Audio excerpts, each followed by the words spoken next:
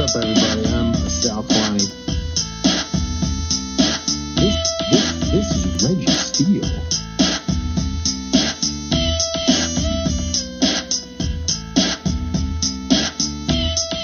And welcome to Spitballin. Spitballin. What's up, everybody? I'm Sal Kalani. This is Reggie Steele. And welcome to Spitballin. Guess what, y'all?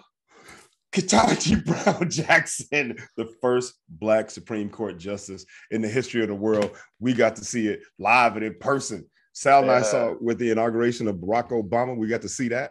And now we get to see Kamala Harris be the first female Black vice president. And now we get to see our first Black female Supreme Court justice. Yo, this is great, especially after all that bullshit with Will Smith. It's good to see Black people doing something positive, right? Yeah, no, that's a cool moment, man. It's a really cool moment. And I just read this tweet from a Black activist named Franklin Leonard on Twitter. He wrote, so Biden served the first Black president for 8 years, hired the first Black and South Asian vice president, and appointed the first Black woman to the Supreme Court. Say what you will about the man, but it's pretty damn remarkable.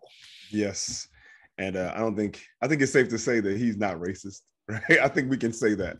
Yeah, man, Biden. Yeah, Biden's cool, and he is not.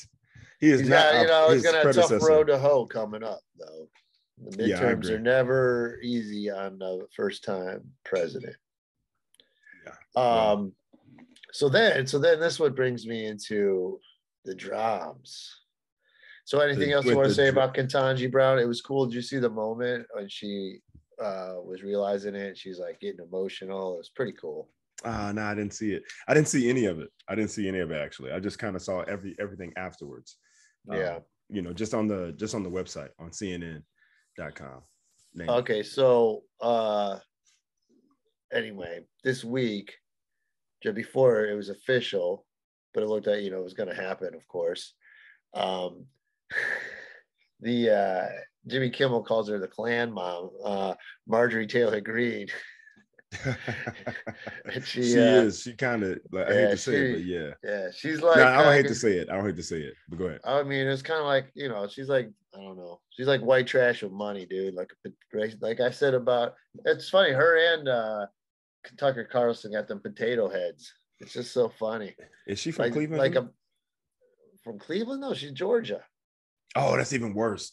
Oh, yeah, dude, she's like from Georgia. That's right. And I hope Stacey Abrams takes that state over already. But anyway, this idiot writes, she tweets, any senator voting to confirm KJB is pro-pedophile, just like she is. What a fucking nut job, dude. Like, they just go straight to pedophile. Pedophile. What's the worst thing in the world? Fucking kids. That's what they support. No, you stupid idiot. Yeah. And then and everyone was mad because Republicans voted for her too. Murkowski from Alaska and Mitt Romney from Utah. I mean, it's so crazy how not Mitt Romney, but Mitch. Mitt Romney. Mitt Romney, not Mitch, but Mitt. Yeah, I'm sorry. Yeah. He it's so crazy. 2012, he's running against Obama. He's the 1%er. And now he's a fucking normal-headed human compared to the cesspool they're in, the Republican Party. It's unbelievable. Oh, you call him the cesspool. Oh, it's disgusting. So this is pretty bad. So this is what happened. So then Jimmy Kimmel talks about it on his show, and he made a joke about it. His joke was, earlier today, she called 3 of her fellow Republicans pro-pedophile for supporting Judge Kentaji Brown Jackson's nomination to the Supreme Court, which is lovely, a lovely thing to say. So I made a joke. I said, where's Will Smith when you need him? And the audience laughed. And then she saw it, and she decided she was going to get some political mileage out of this. So then what she did is she called the police on him, and she reported him. And not only she called the police, he said she called the same police she voted against giving a congressional gold medal to for defending our Capitol against the insurrection she helped incite on January 6th. That's who she called, the people she wanted to defund. Oh my God. And what was her case? That he... Yeah, because he threatened violence on her. Yeah. Okay. For her to get smacked For up. that joke. Yeah. Why did you say it? I'm calling the cops. Wow. What an idiot, dude. Yeah, look, man. I don't know how these people end up in these positions. I mean, I know they get voted in, but I think it says more about the people than it does the person, right? The fact that she's in that position to even be able to be heard on any level, it just says that the country or the state is fucked up. Yeah, she's rich, she's got money, so then she could run, and then when you had a nut job like Trump, then they're like, well, let me just act like that, and people, you just support him no matter what, and then that helped them get in. But there's so many of these, it's because congressmen especially, they only get 2 years, so then after every 2 years, it's not as hard to get into the House as it is the Senate. So you get some nutty people who then come in for 2 years and then they disappear. Right. Well, hopefully that's the case with her. Sarah Palin's running again. She's running for Congress in Alaska, and there's 50 other people, and she's gonna win on name recognition alone. She win on name recognition, unless there's somebody else that's really like a viable candidate. Hey, yo, pause 1 second. I gotta go get a towel, man, because I'm sweating like this motherfucker. I'm sweating like a long-tailed cat in a room full of rocking chairs. Well, I don't have to pause. We'll just go get your thing, and I'll make fun of you off camera. It's fun. It's a thing me and the audience do. Yeah, what is this? Your Bash Reggie moment? Yeah, I got a good one in last time. I don't even remember what I said, but it was pretty good. Oh, I must have missed that part, huh? Okay. Well, hey, folks, welcome to the Bash Reggie for a moment. Go get your towel. Bash Reggie with Sal. Sweating ass. Turn on the damn air conditioning. Dude, it's hot as Hades up here right now, bro. I don't know what it is in LA, but now it's like damn near 100, bro. I got AC and a ceiling fan though, so I'm kind of chill. I'm in a good spot right now because the sun doesn't hit this room. Dude, this is bullshit, dude. I'm a tropical person, man. But this is next level heat. Like this is like we're both Arizona hot. I'm on the second. I mean, I only have 2 floors. I'm on the second floor. You're on like a third or fourth, right? Yeah, third. So heat rises, so it's always hotter on our floors too. Yeah, exactly. Let me go get a towel. I'll be right back. All right, so Reggie's got to go wipe himself down. I'm gonna come back with the towel. Wipe myself down. Why you make it sound like that? I gotta go wipe myself down. What the hell? Sweating like a hippo. Oh, all right, I'm right back. Hold up. All right, so there he goes. I don't even see the sweat. I don't know what he's talking about. And I got nothing. What are we going to talk about with Reggie? He made us late again today. Half hour late today, folks. And then when he gets on like I just got out of the shower, no shirt on and shit. I'm gonna cover that up, man. This ain't 20 years ago, Reggie. I don't need to see all that. But let's get to podcasting, man. And then it's a hot day. So if it's a hot day, hit your towel beforehand. You think they go into the ring without a towel? Oh, hold on. I gotta go back to the locker and get a towel. No, you have this shit when you get on the court. Get in the ring. Here he is. Reggie Steele. Reggie Steele, ladies and gentlemen. All I heard was, here he is, Reggie Steele, ladies and gentlemen. That's a good one. What'd you say? I don't even remember. I got a little ranty there. And this guy, and I had to wait. And then this morning, another thing. And here's another thing. I think I mentioned you were late this morning. Half hour, people. Then he gets on, no clothes. It's like, what are you doing, bro? Dude, our ratings just shot up. You mentioned me with no clothes. Our ratings just went up 100%. So like Reggie, wait, no, yes, folks. I had just gotten out the shower. I was in my birthday suit and all my beautiful regalia hanging out. Wow, dude. hanging. Anyway, like that. Yeah, looking like slabs of meat. Sal, you got some good ones in on me, huh? You got some good ones on me when I left. All right, so speaking of pedos, the GOP, the P stands for pedophile. This just came up today or yesterday. Former Trump campaign aide and GOP staffer Ruben Verastegui, Verastigui, was sentenced to 12 years in prison for his role in a child porn ring. The details are extremely disturbing. Oh wow. So this dude, listen to Wow. this shit. This shit is so crazy, dude. Uh, yeah. So he was like a aide for the Trump campaign, and he made videos for the. This is the thing. You get these nutty pieces of shit. He's like 29. According to the government's evidence, from April 2020 to February 2021, Veristagui was active in an online group devoted to trading child pornography and discussing child sexual abuse. He shared child pornography videos with another member of the group and made numerous comments about sexually abusing children. Then he indicated his preference for babies, saying they were his absolute favorite, and solicited another group member for videos of babies being raped. Another group member sent him a video of a baby being raped, and he responded enthusiastically. The other group member then sent him numerous other videos of child porn. Dude, this shit is disturbing, bro. Like, I don't Yeah, even know how far. that dude was trying to help get Trump elected. But yeah, yell pedophile because we have a black Supreme Court justice now. And yeah, You we may have racist to. potato head piece of shit. Yeah, dude. We may have to put a warning up. Explicit content ahead because that shit is disturbing. Just to hear Yeah, about that, man. Isn't that crazy? like, That's out there in society, helping the fucking Republican Party. It's just disgusting. well, not all Republicans are bad, just like all Democrats aren't good. But yeah, that's But ridiculous. it's That's it's terrible. just That's silly, that's man. that's another level of heinous, right? That's evil shit right there. Gross, man. That's It's gross. And I don't even know. I don't even have the words to describe what that is. But I'm glad they caught the motherfucker. Get him off the It's funny. internet. Like I looked up his. Well, let's see. I looked up his picture, and he just looks like some fucking dumb shithead kid. Really? Let me see what's his name again? I already forgot. Let me see. I googled it. Oh, Google. Ruben Veristagui. I don't even know what the fuck. Ruben, Ruben or A-N or I-N-E-N. Yeah, Ruben Veristaguli. He came up. Yeah, look, dude. He looks cross-eyed. Ah, jeez. Ah, fucking.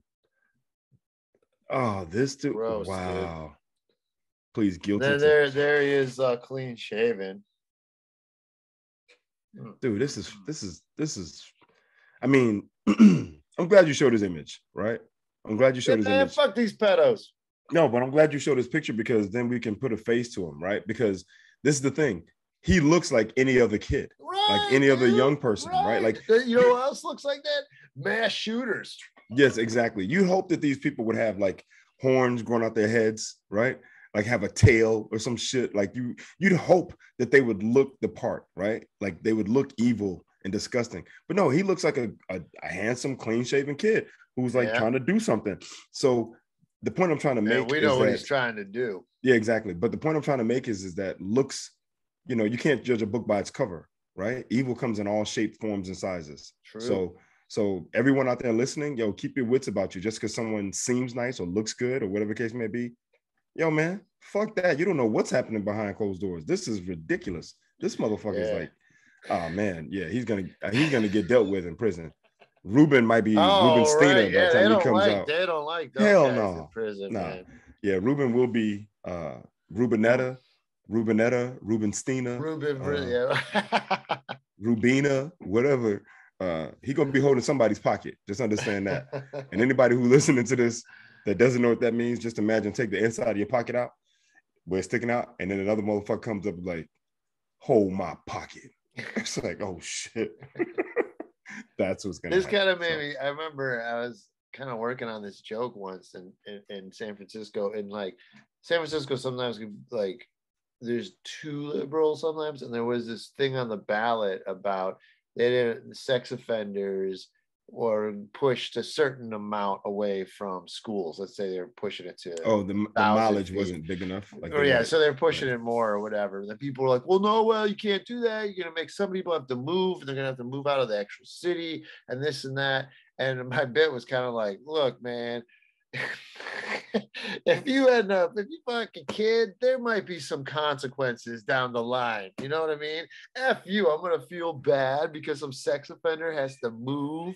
Get the hell out of here, dude. Yeah, he needs to move. Fuck it. Fuck you. Yeah, that's, exactly. Man. And I remember, man, one of the first times I worked with Ty Barnett, man, he had this great Joe. I mean, he was, I kind of liked because he would talk about real shit, and he he was like, he's like, fuck people like that. He's like, because you're ruining someone's life. When you go after someone when they're an innocent child, you're ruining their life.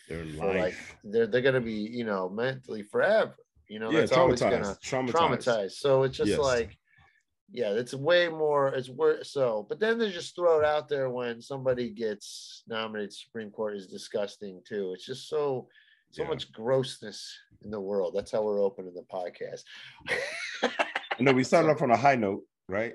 Yeah, and then you just see all the cesspool around. It's just it's a tough world. So any kind of bright moment, like Kentaji Brown getting it, that's amazing. Well, the only thing is that I'm happy she's in, right? It doesn't change the ideology of the court. Yeah, right? The court's still fucked for a while. It's unbelievable. It's still fucked for a while, but it's a step in the right direction, right? And hopefully, I'm hoping that everything that's going on with Clarence Brown or Clarence Thomas. That piece. Oh my God. Clarence Thomas and his wife and whatever role she played in the insurrection. Most conservative person on there. So do black people hate Clarence Thomas? You goddamn right we do. That dude he is the epitome of the overseer. You know who the slaves hated the most? They didn't hate the master the most. They hated the overseer, the black overseer, the dude that the masters chose to watch other slaves. Right, yeah, Sam L. Jackson and Django Unchained. Yeah, like who you hate the motherfucker? Man, that dude is foul, fucked up, wrong, disgusting.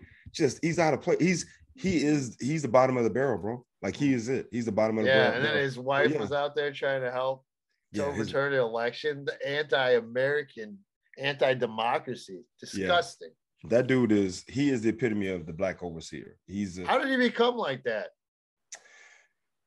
I can only speculate, and I don't want to go there because I may offend some other people who are like, hey, I grew up in that situation and I didn't turn out like that.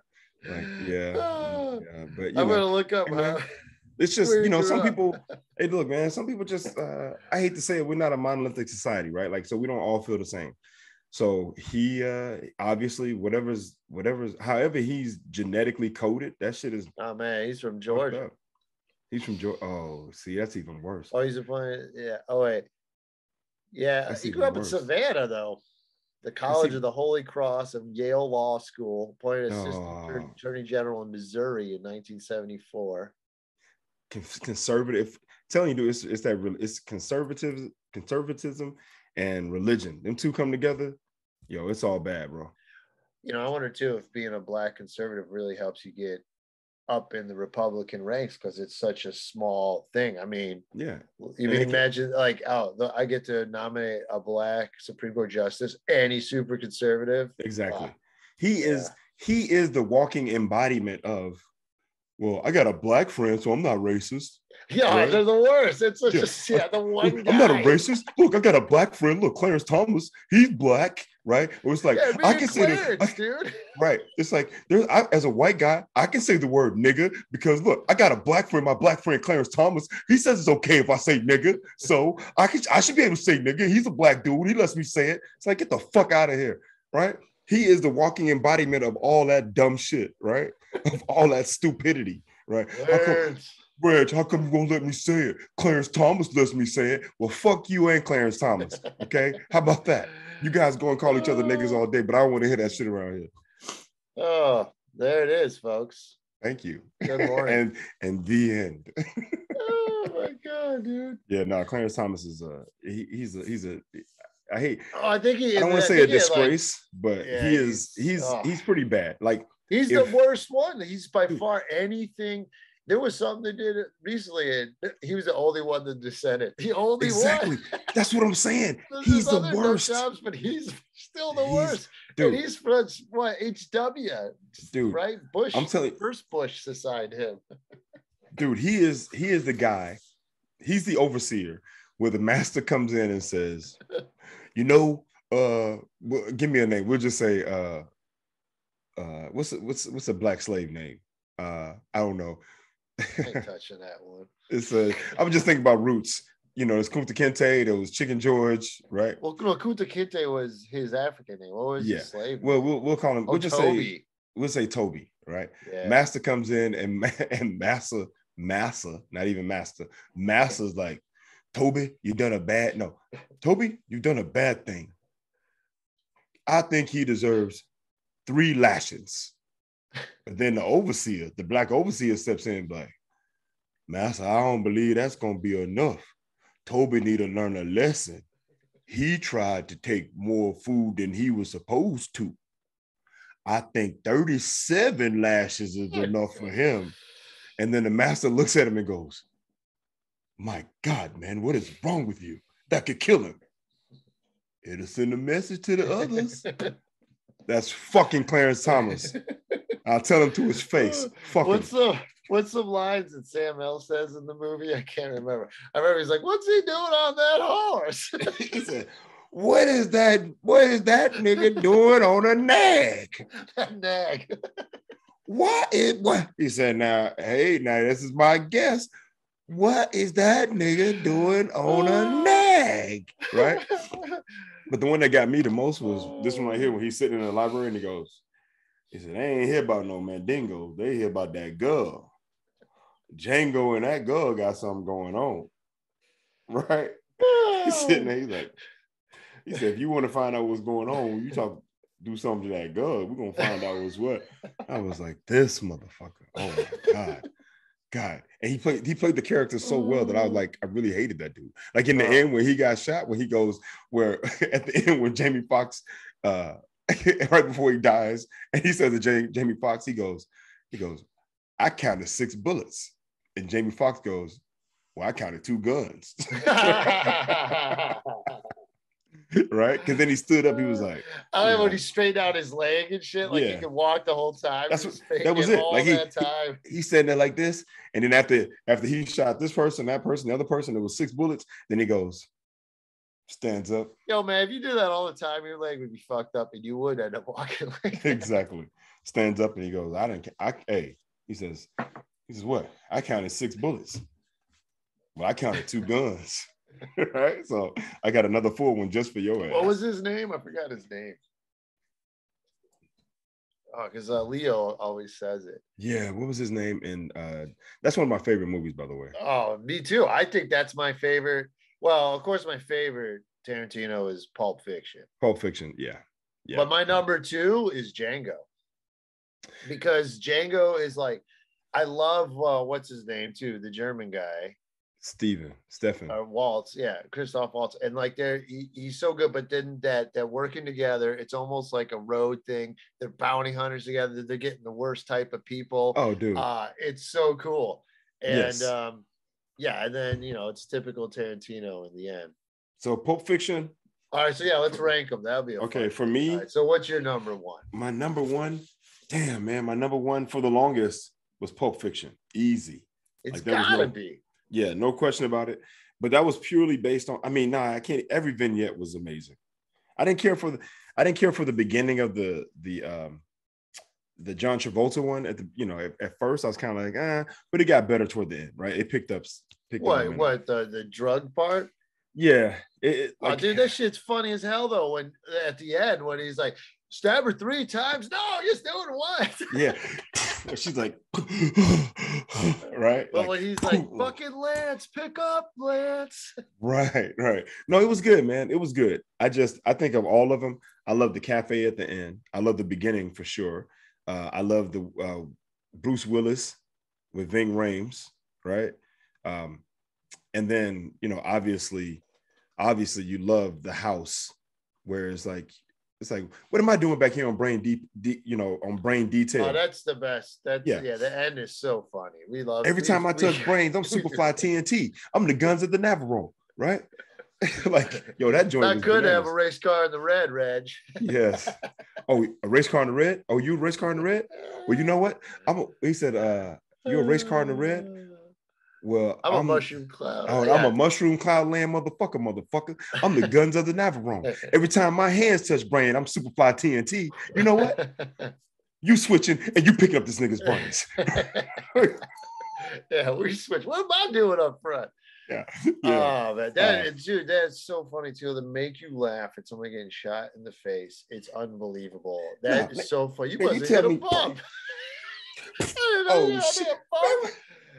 Man, dude, the first time I ever had an audition in Toluca Lake, I'm like, Toluca Lake? Yeah, it's right over here in the Burbank Studios. And my friend Jimmy ain't home. I don't know what the fuck we're gonna do.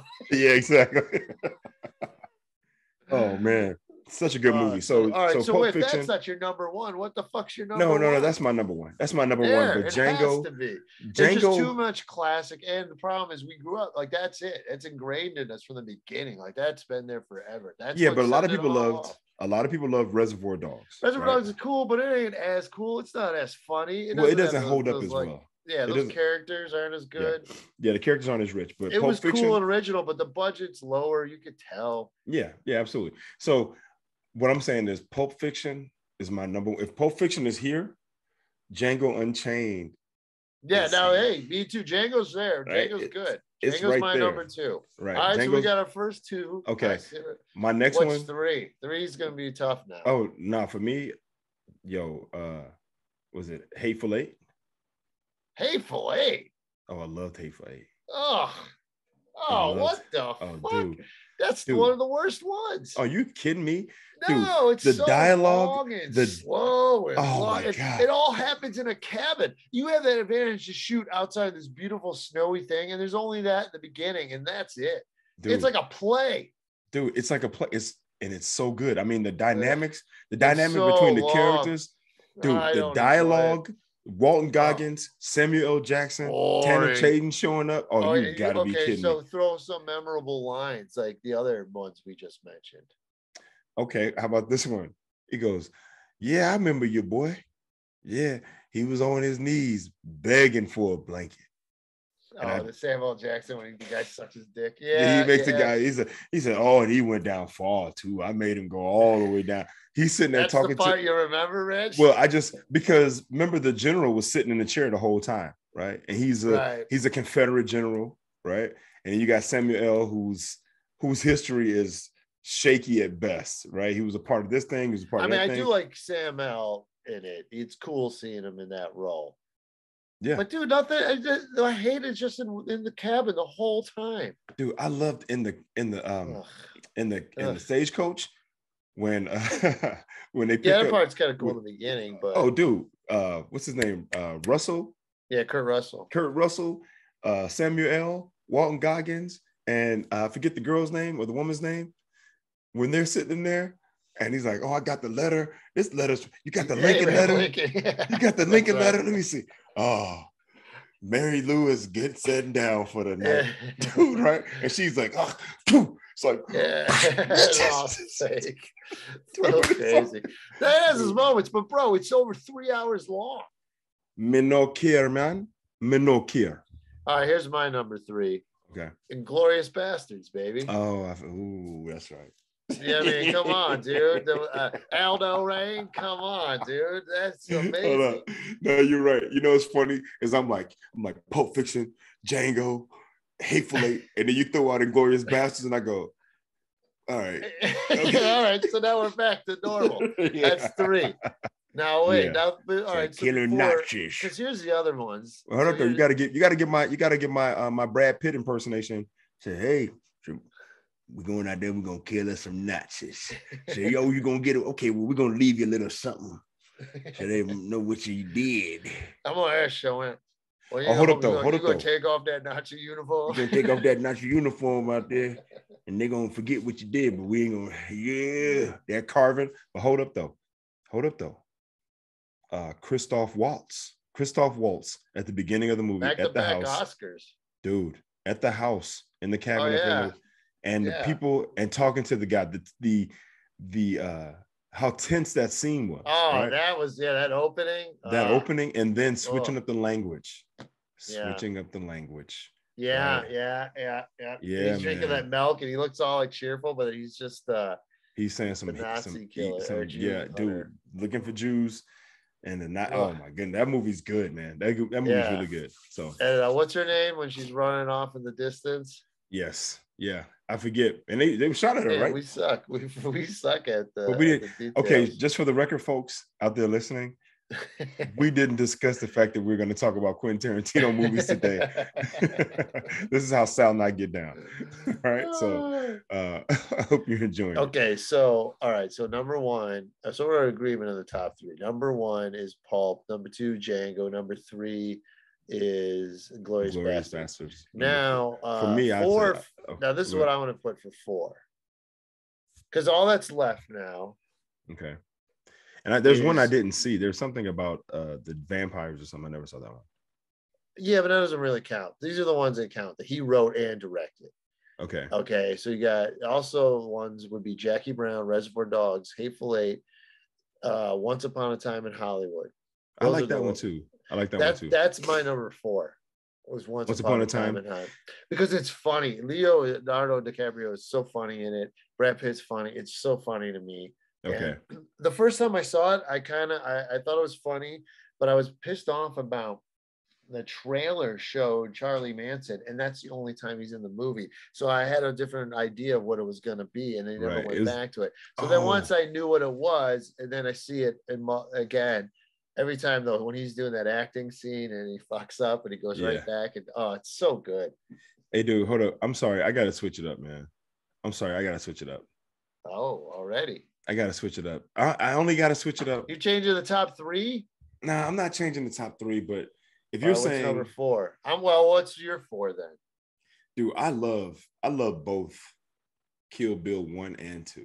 Oh yeah, I forgot Kill Bill. I didn't put it on here. It's not on here for some reason. Yeah, Kill Bill 1 and 2. Oh, dude, especially 2. Right? Especially 2. This shit right here in the casket. That shit right there. Yeah, okay, that's tough. I'm gonna put Once Upon a Time 4. I think Kill Bill used to be my 4, but now that this came out, I'll put this 4, and then I'll put Kill Bill 5. But they're very close. One's they're totally different. One's funny, Hollywood history, and the other one is a ninja. It's action, but there's a lot. It's a revenge movie. It's really good. It's really good. Dude, it's amazing. Honestly, I don't even know if number 2 is better. I like number 1. Like the fight in number 1 at the end is the best fight in the whole thing. Hold up. And number 1. Yeah, volume 1. Kill Bill volume 1. Hold up. How does that? You said the fight at the end. Yeah, when she fights Lucy Liu and all the people in her group. That was in 1? Yeah, that's in 1. That's in 1. She kills her. That's right. Because at the end of 2, she kills Vivica Bill. Fox in the beginning. Yes. And she fights at the house. Lucy Liu at the end. At the house. At the house with her kid there. And they're in the kitchen and she's like, "Hey, honey, now go in your room and finish your homework. Okay, I'll be there in a moment. Okay. All right, now bye." Yeah. And she hides that gun in the cereal. Yeah. Yo, that joint. That one, yeah. So that I really like that. You're right. Yeah, Lucy Liu. The training and stuff is cool. But then the second one, the burial scene's cool. The rattlesnake thing is so cool. Hold up though. What about this joint? The trainer. Yeah, they go back in time. Well, yeah, it's cool. It's cool. I think at the time I thought, well, all those movies are so long. I didn't think it needed to be so long, but it was good. It was good. The ending wasn't it was a little anticlimactic, but that's more realistic. I felt with just him and her at the very end. Oh, absolutely. And the little girl. They didn't even know they opened the second one with the black and white wedding and shit. That's crazy. Yes. And that's where the only time you see Sam L on the piano. Yep. They do. And hold it though. At the end, when they're fighting or whatever, and she hit him with he goes, "Yeah, he taught you the five points of death or whatever." And she's like, "Yeah, he did." Because she knows it's over, right? Yeah. Like the 5 steps or whatever. And your boy is like, and I love that they have that little dialogue. There's something that's appealing about someone facing death with honor, right? Like this idea of like I know it's about time to walk off into the sunset. So, it's not like a sad thing. It's just kind of like, all right, this is what it is. Accept it. You accept it and you walk off with pride. And he takes those 5 steps and he's like, 1, 2, 3, 4. And then he gets to that 5th one. Nah, so great. It's so good. Hold up though, the Lucy Liu joint when she came back and they're fighting, remember? Because that was the point where they were fighting in the garden or some sort. Yeah, with the snow and the water. And she had the sword made by the master swordsman, and she's like, and your girl standing there like, And then all of a sudden her head just swing. Yeah, Like, yeah. Kill Bill 1 and 2 is good. Yeah, they both have their great moments. So I would put 4 and 5, I'd say those two. Okay. I can go either or. I can see what you mean on each one. Yeah. So then, all right, we're pretty even, Steven. So then 6, I guess, with what's left: Jackie Brown, Reservoir Dogs, Hateful Eight. Some people say Death Proof. I don't know if you ever saw that one. I never saw Death Proof. I don't want to count it. It's okay. I'm not a big fan. Okay. But it's more of like his horror one kind of. I enjoy Jackie Brown too. Let's just be honest. I enjoy Jackie Brown's cool too. Jackie Brown though, slower. I don't know. The problem with Jackie Brown is it came out right after it was the Pulp Fiction follow-up, and that was a hard thing to follow, and it didn't follow it the same. But I thought they did well. I mean, Pam Grier, Robert I've De Niro. watched it times since, and it's great. And it's got some pretty iconic scenes in it too. Yeah, especially with Robert De Niro, where he was like, Samuel was like, yeah, where's my snow bunny? Where's my bunny? Yeah, I had to shoot her. I shot her. You what? You shot my surfer girl. You shot my surfer girl. My surfer girl. You shot my little surfer girl. Yeah, she just wouldn't shut up. So you shot the bitch? What? And he's sitting there like this, and he's like, I was like, yo, but hold up though. In the parking lot where he's walking, and she's like, you just messed it up. You did this, and you did that, and she's on him, right? She's on him. Lewis. I remember exactly. that, Lewis. And your boy turns around like, I was like, what the hell is going on? All right, so 6, it'd be tough because to me it'd be between Jackie Brown or Reservoir Dogs. Reservoir Dogs. I'm just gonna put it. Reservoir Dogs. I'd say Reservoir Dogs. You put Reservoir Dogs at the bottom now. It's at the bottom. People put that at number 1. Well, because people love Mr. White and Mr. Yellow and Mr. Pink and Mr. Brown. It was the first one. Right. I'm putting Reservoir Dogs my 6. That's number 6. Number 6? Okay, so number 1, it's Pulp funny. Fiction. I mean, I know you can't say it anymore, but when that guy goes, "Why am I Mr. Pink?" Yeah. I like that old guy too. Not everybody wants to be Mr. Black. And then you got all these guys fighting out. Yeah, it's good. But hold up though. So how many movies does he have in all? 2, 4, 6. Let's see. 1, 8, 2, 3, 4, 5, 10, 6, 7, 12. 8, 9, really. Well, my best friend's birthday and Death Proof. So we'll just say he has 10, right? Yeah, well, they count.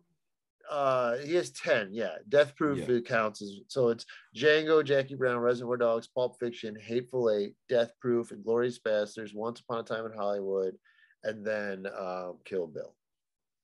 Okay. So we're saying out the that's gate. 9. I'm missing one. Yeah. Jackie Brown, Kill Bill 1 and 2. That's 3. Reservoir Dogs 4. Inglourious Basterds 5. Hateful 8. 6. Django 7. Yeah, here's some 9. There's 9. He's got 8, 9. 9. And then 9 where it's all and then Hollywood. Once Upon a Time in Hollywood is 10. You didn't say that one. No, that's 9. I did say that one. Oh, you're counting the Kill Bills twice? Yeah, Kill Bill is 2 movies. Yeah, it's 1 movie. You count it as 1 when you're doing this, though. No, you don't. Yeah, you do. You're not going to go, like volume 1 at this time and volume 2 at this time. Exactly. They're 2 different movies. It's 1 movie, dude. No way. Look, everyone who ranks them ranks the 9.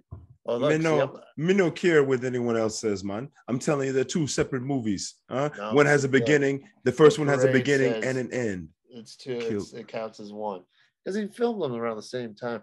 Anyway, wow, these people put Jackie Brown first. What the fuck do they know? All right, look, you already got people that don't even know what they're talking about, man. Yeah, they put Django 7. Man, you can't trust these people on the internet, man. Just because someone put up a list does not make it a good list, man. Come on, you got to pick a reputable list, man. You out here picking lists where Django is number 7. Oh my god! Yeah, I didn't pick it. I'm just reading it. Okay, so here's our list of the 9 movies. Number 1, we all agree, Pulp Fiction. Easy. Number 2, we agree, Django. Number 3, we're killing Nazis. Yeah, Inglourious Basterds. Inglourious Basterds. Number 4, I'm saying I Kill might say Bill. Kill Bill. I mean, it depends. Like, I Okay. just saw Once Upon Again recently. It still makes me laugh my ass Okay. off. They're both great. I like them Okay. both. So I'm 4 I or didn't 5. like Once Upon a Time. I gotta watch it again. The It's first so time I watched fun. it, I was a little tired, and so Yeah, it's I was another. like, All his movies are long. He has great soundtracks, though. yeah. Okay, so we're saying 4 is Kill Bill. 5, we'll go Once with Upon a Time. Once Upon a Time. Oh, see, that's where. See, for me, Hateful Eight may be my number 5. I liked Hateful Eight. You gonna put that over Jackie Brown and Reservoir Dogs? Yep. Nah, dude. My 6 would then be. So you're gonna put. So you're not even gonna put Once Upon. You're gonna what? So your 5 is Hateful Eight. Ugh. Dude, I watched Hateful Eight twice, maybe even 3 times. Because when you get into it and you start following the dialogue. Bottom. That's my basement. Oh, you crazy. Slow ass. No way. It's like going to No church. way. You used to go Jackie to church Brown for was 3 good. hours. That's why you could stand that movie. Jackie Brown was good. Even the scene where he's like, look, man, I need you to do this. I need you to get in the trunk. Nah, man, I ain't getting in no trunk, man. Yeah. Now, look, man, I'm telling you, you're going to get in the trunk. Beaumont Livingston. And then you can pop out the trunk. Man, it's some fucked up shit you asked me to do, man. Get in a trunk, man. Hey, man, I need you to do this, man. That scene right there was just, it was crazy. But okay. So then then my 6 would be Reservoir Dogs. 7, Jackie Brown. 8. Well, 8, I guess, if we don't count Death Proof, 8 would be Hateful Eight, and 9 would be Death Proof. See, I never saw Death Proof, so I can't even. So once, and it's the thing, like, because him and Rodriguez both did a movie, and they were like supposed to be B-70s horror like films. So it was like a double feature that shared. So I don't really count it. But yeah, I won't. I can't count that one. But whatever. And I never saw the first film by Quentin Tarantino, My Best Friend's Birthday. I never saw that one either. I don't know count either. So Reservoir Dogs is where it starts. Reservoir Dogs is probably my 9 or 10. Jackie Brown is like 9 or 10. Kill Bill's in the middle. Glorious Bastards is in the top half. Hateful Eight is like right in the middle. Django's in the top half. Pulp Fiction's at the top. And Once Upon a Time in Hollywood, like, probably fits in in that 6 or 7. Yeah, that 5, 6, 7 range as far as like in the middle. Like you got the top half or the top third, the middle third, the second third, and then you got the last.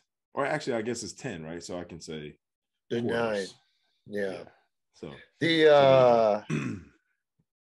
okay. Well, see, here's another one I really love that he wrote but didn't direct, and I would put this one way up there in the top third is True Romance. Oh, he wrote that movie? He wrote that movie. So the story is he wrote True Romance and Reservoir Dogs, and he was going to sell one and direct the other. And then he ended up choosing Reservoir Dogs. But that movie's great, dude. I love that True Romance. movie. That's way back. That goes way back. Danny DeVito, right? Danny DeVito? No, yeah, and Danny, who's that? I thought it was Danny DeVito in that. Like Christian Slater and Patricia Arquette. Yeah, Patricia Arquette. James Gandolfini. Brad Pitt, his stoner roommate. Oh, true. I'm thinking about he's like fucking one. Floyd used all the toilet paper. Don't condescend me, man. I'll fucking kill you. Oh, that's right. I didn't know he wrote this. And the soundtrack is great, and it's so good, dude. Hold on, let me see. Christian Slater, Patricia Arquette, Gary Oldman, Dennis Hopper. Oh yeah. Christopher Walken, Brad Pitt. It's White Boy Day. Yeah, Val Kilmer, James Gandolfini, Samuel L. Jackson, Michael Rappaport, Bronson Pincott, whoever that is, and Chris. Oh, that's Penn. The guy. That's Balky from Perfect Strangers. Oh, that is him. Oh, wow. I haven't seen this. I mean, this is 93, dude. So 93, I graduated high school in 92. So 93, I was so deep in school and hoops and everything. I didn't watch any TV. I didn't see this till after Pulp and stuff. Like, once I don't think I've ever seen True Romance, to be honest with you. Serious? I feel like I've seen parts of it, right? It's like a guy's rom-com. You got to see it, bro. It's got like everybody in it. Like rent it, dude. It's good. Rent it. Watch it. And what am I going to go to Blockbuster? Should I go to Blockbuster fool, Video? You get online. Like if it's not streaming anywhere, which I don't know where it would be streaming. Well, that's what I'm about to look right now. I never see it streaming, but you have to see that movie, man. I can watch it on Vudu. No, what I don't even know what that is. Another one he wrote that I don't know how high I'd put it. I put it more in the middle, and I haven't seen it in a long time. Is fucking Natural Born Killers. Oh, Woody Harrelson. Yeah. Yo, that joint. And what's her name? Man, we're really bad. Juliette. What's her name? Juliette Lewis. I think it's Juliette Lewis. Is that her name? But yeah, and then Rodney Dangerfield is the dad at the very beginning. Here we go. But yeah, and you know else? Tony Hawk or Iron Man's in it. Robert Downey. Robert Downey Jr. Here we go. Cast. Yeah. Juliette Lewis. That's right. Woody Harrelson, Robert Downey Jr., Tom Sizemore, Rodney Dangerfield. Hey man, I'm just a natural born killer.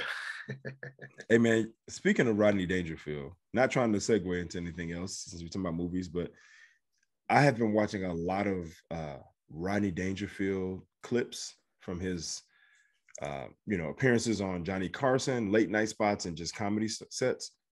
That dude was freaking hilarious. Oh, he's great, man. Oh my goodness. He was so funny, dude. Like, I'm trying to think of one of his jokes right now, but he tells this one joke about when he was born. He's like, no respect, no respect. When I was a baby, and the doctor slapped me, I think the nurses got a couple good ones in there too, right? Dude, he's so funny, man. He cracks me up. I've turned into a Rodney Dangerfield fan, bro. I mean, he is funny, dude. He's so damn funny. He guest starred on The Simpsons. He's got a great episode in The Simpsons. Oh, I didn't know that. You got Disney Plus? I do.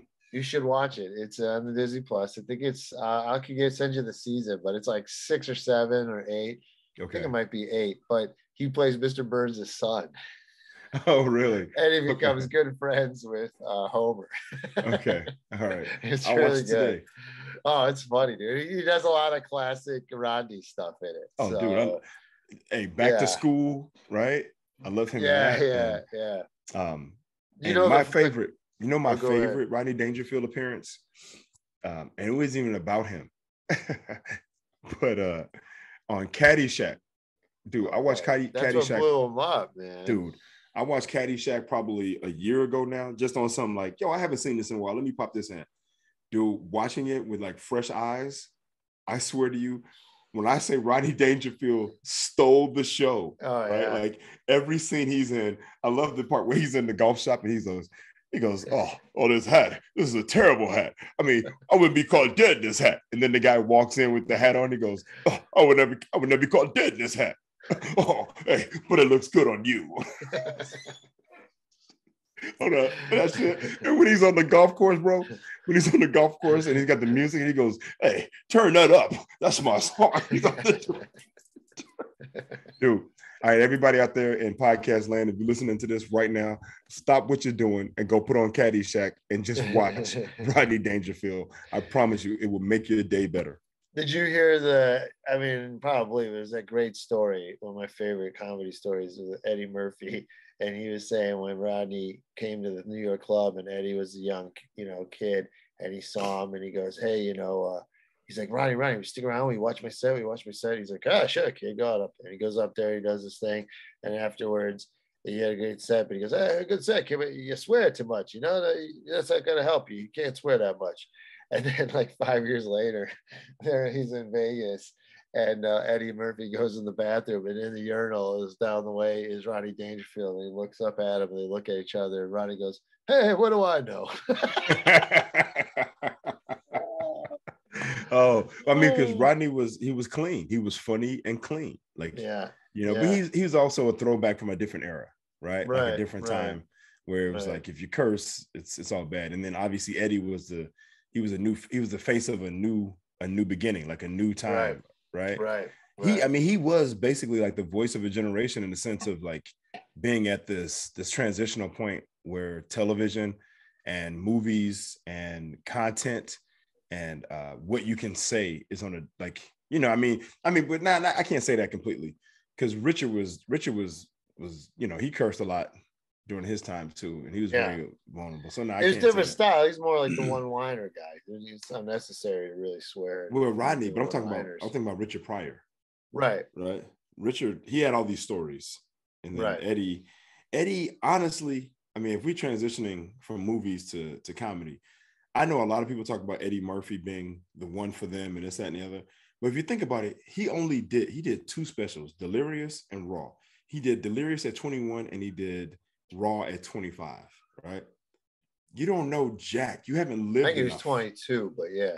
Was he 22 when he did Delirious? Might have. I'm gonna say something. Might be controversial. Okay. I already watched it, especially as a comic. You watch it now. Can I just say this before you? It doesn't hold up. Oh, well, I mean, it's been a while. I mean, I don't know if I'd say that. There's definitely, there's non-PC shit. Yeah, when they didn't even understand AIDS at the time. That and the chunk about his family, that holds up. I will never. Of course, that's so. That's I watched it with Greg once together. We watched it, Greg Edwards, and when you rewatch it after that bit, when the whole barbecue bit, that should be the closer of the whole special. That should have been it. And then, but you see, he only had like 40 minutes at that time. He didn't have it all. And then he goes in, he kind of is talking with the crowd about Reagan and Poltergeist, and like he doesn't. And so if you kind of watch it, he didn't really have an hour yet. That's how like that's what's crazy. Right. That's what I'm saying. Is that he had a special, but he wasn't ready for that, right? But I mean, it was hilarious. I mean, even I mean, it was all homophobic stuff. But when he did Mr. T and stuff, this shit was hilarious. Yeah, but what I'm saying is the voices. The voices. But what I'm saying is that it doesn't stand the test of time in a sense of like you can look at that stuff now and you go, oh, that's controversial, right? Like it was dated. So inaccurate too. It's inaccurate and it's dated. Understand it. Yeah. That stuff didn't. But and he does impressions amazing. Like Norton, get in here. Yeah. I want you to fuck me up the ass, right? Yeah. But so I see what you mean. But this is the point. That barbecue bit is like the best 10 minutes of comedy, I feel. I would never argue with that, right? Yeah. But the point I'm trying to make is that the reason why it's dated is because he did so much topical stuff, right? He was talking about what was happening at the time and the TV shows at the time, which those things were all short-lived. Had he been a more seasoned comic later in his life and his career, then he probably would have talked about more personal things that will always be applicable to no matter what time period it is. That's why we can go back and look at a lot of Chris Rock stuff and go, yo, he was talking about, there was some stuff that he was talking about that was happening in society at large, but it wasn't, TV shows. It was just like what the ills of society, which still kind of apply today. I'm telling you right now, as far as for Chris Rock, me and Chris Rock, I can use a Chris Rock quote for any aspect of life, right? Like there's not a point in anything that I've ever done where I can't think of a Chris Rock quote that is appropriate for what's happening at the time, right? I'll say this though. What's up? Chris Rock, Dave Chappelle, these guys who are friends with Eddie Murphy say Eddie Murphy is the funniest motherfucker on the planet. But you got to remember too, those guys are saying that, Yeah, I agree. I agree from the standpoint of you got to remember for them, Eddie Murphy was the spark that started all. He was the big bang for them. He was the spark. But they're hanging with him now, and he's making them laugh at stuff about now. Hey, dude. That's so he just bring that to the stage. But I don't want him to come to the stage. Yeah, well, he doesn't need to. Yeah, right. Yeah, and it's almost like no matter what he does, it's not going to follow up what he did.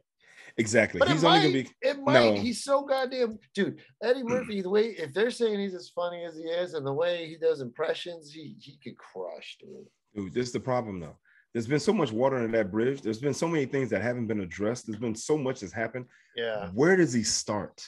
And that's another problem. It's hard for him to work it out because just so anywhere he goes, people, you know what I mean? Exactly. He won't get legit. Yeah. No, it's a conundrum or whatever the word is. A conundrum.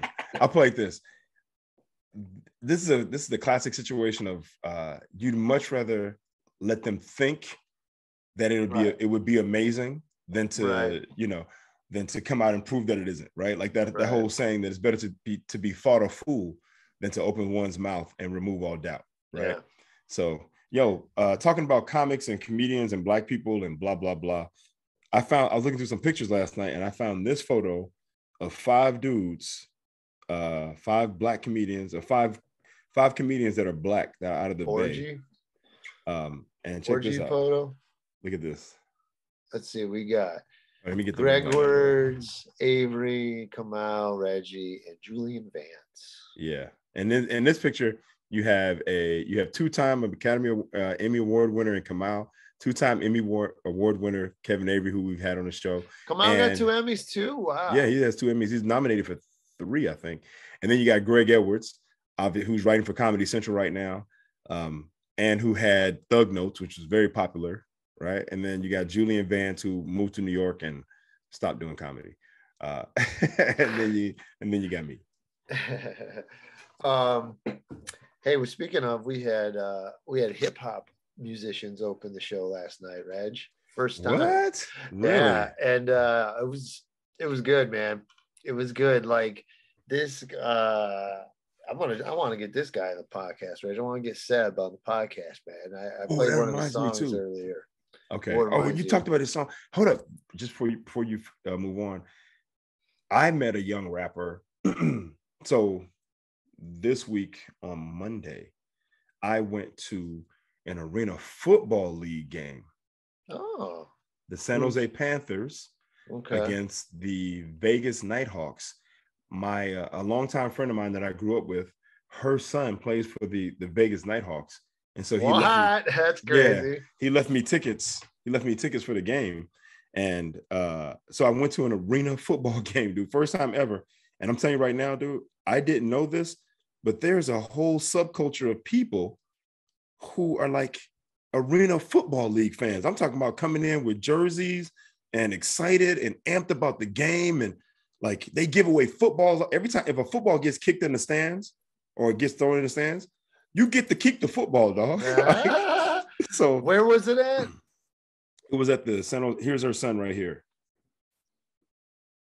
Oh, you got to meet him afterwards? Yeah, I talked to him. I've known him since he was a kid.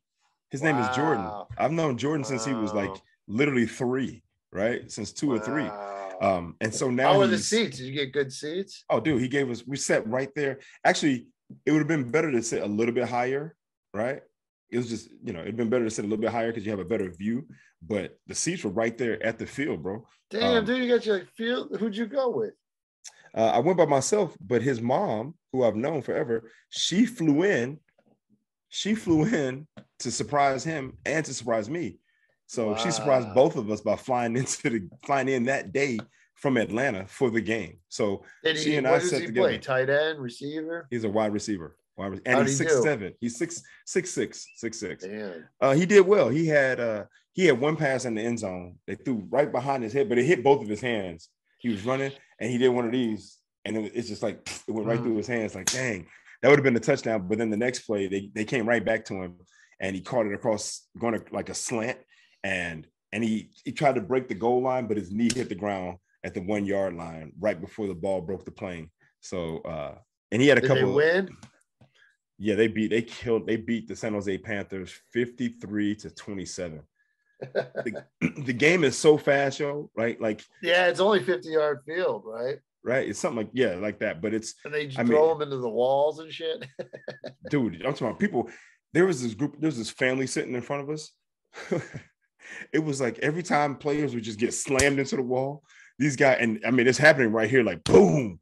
The family was like, yeah, I was like, the fuck? Like, these guys are still athletes, still big athletes, right? Yeah. Well, Jordan, that's cool. They're trying to come back. Jordan played at Oklahoma State his last year. Yeah, what's this got to do with the rapper, bro? You interrupt the I'm sorry. Thing That's for right. Some rapper. So, Reggie just want to brag what he got to do. No. So I went to the game. Football tickets. I went to the game, and after the game, standing outside, this young rapper dude was passing out his, trying to sell his CD, and I didn't take the CD, but we became friends on Instagram, and I guess he's legit, bro, because he's got a blue check mark by his name. I'm like, I don't know how you got the blue check mark. He got, dude? Say what? How many followers he got? I'll tell you right now. Hold up. Following or followers? Hold up. Followers. Look, Ray. Well, look. One thing I shit on LA a lot, but what's cool about LA is the talent of artists they have. Here he is. Ooh, he's got 100,000 followers. Young Soldier. Yes, that's it. Young Soldier. Wow, that's pretty. He's pretty popular then. Yeah, blue check mark, 100,000 followers. Selling his tapes outside though doesn't seem like he should be needing to do that. I mean, not selling his tapes, but he was trying to, just garner some attention. So, hey, look. But also, we live in this world of like, if you want 100,000 followers, just sign up for this thing, and you can get. Yeah, that's true. So, well, here's the thing, dude. There's like. So I get like signed acts. Like these guys are signed to like labels and managers and shit, right? And they're just doing these fucking taco joints. So to see like one guy, like the one dude, be able to like just him, I didn't know how it was gonna go off. And then the way you could say stuff in the mic and record it and then repeat it while going, and then just having the beat and like it was like really good. And dude, that's the Reggie Watts, right? But like. It was just on, like the way to see them pull off rap. Then his buddy came in at the end and did a song with them, and the guy could really sing, and like it was really cool to see like that level of talent. Right. LA's flooded with it, right? I mean, that's the thing. Like a lot of these musicians I've gotten are signed acts, dude, and they're just like just trying to get hustling and grinding, and they got songs. Some of them got songs that got a million hits on like SoundCloud and shit, but then some, it's just a struggle all the time. Right. Everyone's trying to get on, man. It's like you got to have something that sets you apart, right? You got to find that thing. But this dude reminds me. I like this dude's style. It reminds me of Kid Cudi a little at times. But Kid Cudi. Like, I like Cudi. You don't like Kid Cudi. Well, no, it's not that I don't like him. No, it's not that I don't like him. I liked Kid Cudi first album, but then after that one, I was like, the second album sounded like the first album, and then the third album, I can like see the that. first album. I could see him sound a lot like, yeah, it's just the same. It's all the same.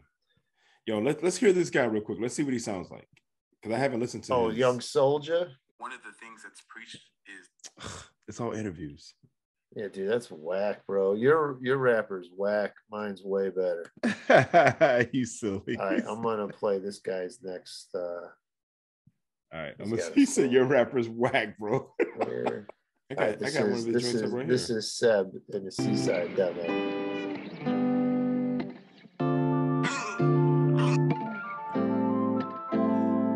Pretty chill, this one. Hi, baby, do you wanna be mine? Maybe we can see the seaside. Wanna kick it with you. I can't even lie. Cupid hit me with a bullseye. Hit hard, so I wanted to cry. Girl, I wanna be with you. I wanna pick you up. Picnics in the back of my pickup truck. Got drinks and movies and snacks for us. Kissing on your neck like Dracula. I need some blood with some of your love. We can live forever. You don't. So pretty chill. All right. All right, here we go. Let me see if I can get some Young Soldier going real quick. I got to get past a little ad. I'm gonna look up Young Soldier. This guy's got 22,000 subscribers. All right. Hold up. Let it go. Give it a chance. Are you ready? All right. I told him that we ready. I know you ready, girl. Oh man, he only has 6,000 subscribers. I know you ready, girl. I know you ready. I know you ready, girl. I know you ready. I know you are so ready. rich. There you go, right now, the right. Drop it on me, girl. You make me say wow. God damn, you got so much style. You put me to sleep with a Kool-Aid smile. The way you shake that booty. We could be the judge like Judy. Let me see. I don't know, man. If it's like my doing, baby, just do me. I know you can, and I don't gotta be your man. You fuck. I don't know, man. He said, hold on. He said you put me to sleep with that Kool-Aid smile. Something with you got that booty like just Judy. So I don't know, man. Young dude trying to come up, man. Whatever. Everyone's trying to make their mark in some way. Everyone wants to be seen, right? In some way, some shape, form, or fashion. So, You know, props to Young Soldier. Close us out, dude. It's been a while, bro. You guys. It's been a while. I didn't even talk about my rap. Remember when I guest starred on a rap mixtape, Come Smoke With Me, Volume 2 with Young Stewie. Oh, Young Stewie. This is Young Stewie.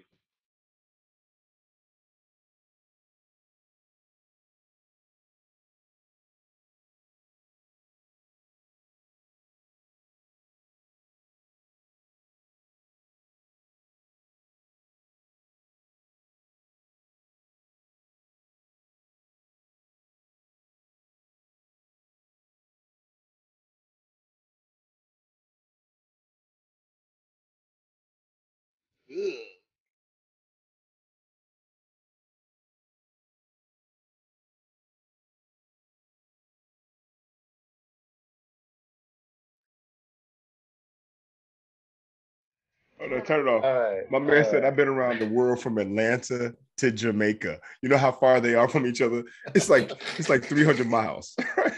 Here's Atlanta in Georgia, and here's Jamaica in the Caribbean. Like you literally just have to fly past Florida. That ain't been around the world unless he went around from Atlanta around the globe and then landed in Jamaica. And then around the world from Atlanta to Jamaica. That's like me saying I've been around the world from Sacramento to LA. Yeah. So what I'm about to show you is that's true. This is an album. This is called Prince Ali presents Corner Ensemble. And this was like a mixtape release before the album, right? And so I got two things. Like I never opened it, still in the plastic. Ooh, that's a cool cover. Yep. Prince Ali, Corner Ensemble. Oh, Corner Ensemble. Okay, Corner Ensemble. And then he gave me this card. Peace and blessings, Reginald. Yeah, Ali. So what I'm gonna do is I'm just gonna, because I never opened, I'm just gonna put them together. I'm gonna frame them. So has this stuff ever been released or no? Yeah, this stuff was released. This was released. But he gave me these personally, so I just I'm gonna frame them. I'm putting them in a little frame. What's that song called? This album has a song on it called let me see. He's got Defari. How do you spell that? Well, the song is called Crown Anonymous or Fresh Face. I'm trying to figure out which one was there's one that I really liked. Palm Tree Mind State. Is that one you like?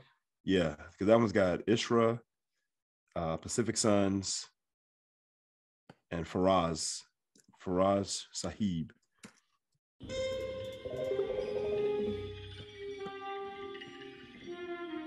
I think that's the one. It's very jazzy. Oh, dude, he's very soulful. No, I'm Mohammedan. Hungry for more like it's Ramadan again. Sunny coast stand, gourmet garden. Know a boat started up, don't park it. Throw it in reverse and let the ship sail. And if it's wood well, I'm living real well. Float with female, twumps free wells, sand and seashells, ocean details, splash of seagulls, we the eagles, wreck my P-pals, prologue sequel. That's right. So loud and sleep well, finger on a ring and bell. So long as the sunrise, bass swans go to palms. We love to get them up, the knuckles elevate. You know just how we do Palm Tree Mind State. We love to get them up, the knuckles elevate. You know just how we do Palm Tree Mind State. Yo, there's one song, you gotta play this song. It's off of his album. This was the mixtape, kind of the release before the release. But there's a song with him and Keith Murray and Planet Asia and one other. Dang, if you go to YouTube, search for it real quick if you can. Just look at Prince Ali and Keith Murray.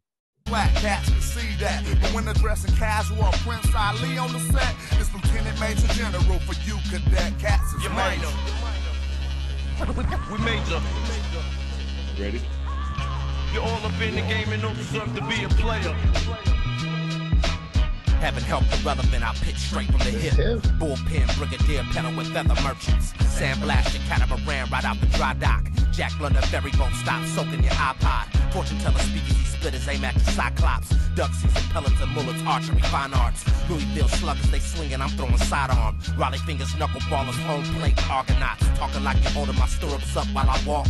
Fanatics in the dugout get booted back to the bleachers. Colossus Coliseum, fluorescent pedigree peoples. Popping off the lip, pretending like you competing. Batter box drawbreakers throwing knowledge at heathens. Saying they keeping it real, players faking the FEMA. Need to hang up their cleats, these is big league Adidas. You're minor. We major. That's funny, man. You all up in the game and don't deserve to be a player. I'm trying to think of his who does he sound like? He sounds almost like evil, like that voice. I was like, ooh, man, it's like Wicked or like nah, he's like, his rhymes. The sharp. thing about He sounds Mahershala, sharp. yeah, the thing about Mahershala, Raleigh Fingers, I like that one. his rhymes are always dense, right? And so so like listening to his rhymes, he has to be super articulate because he's saying a lot, right? Yeah. In a sentence. So he's gotta hit those words. Like watching him rhyme, he's like, I'm going to the store. He's like Jack London Square, Bay Area, Jack London Square, dry dock, right? Yeah. Because he has to enunciate because he's saying his rhymes are dense. But yo, man, you should just listen to the album. It's really good. It's really good, actually. But it's that one's called what? The album is called oh shucks, I'm drawing a blank right now because I got Such corner a friend. All right, well, close this out, bro. I got a lot of editing to do now. Yeah. All right. Well, let's do it. Ready? Yeah, man. Oh, hey, folks. Welcome to the end of another round of Spitballin with Sal and Reggie. Nah, scratch that one. I can't say our name. That's like saying the introduction. I'd like to welcome Sal Kalani to the stage. This next guy, he's really funny. Out already, bro. Dude, I was waiting for you to interrupt me. Can we even play all that rap music we just did? We can probably play a snippet. All right. I'll see what I could do. All right. Well, hey, folks, thank you for tuning in. Thank you for tuning in. We love doing this, and we're going to keep doing it. I hope you're enjoying it as well. Please subscribe, share, pass along to your friends. Peace. Hang out with us. That's Sal Kalani. I'm Reggie Steele, and this is Spitballin. Peace.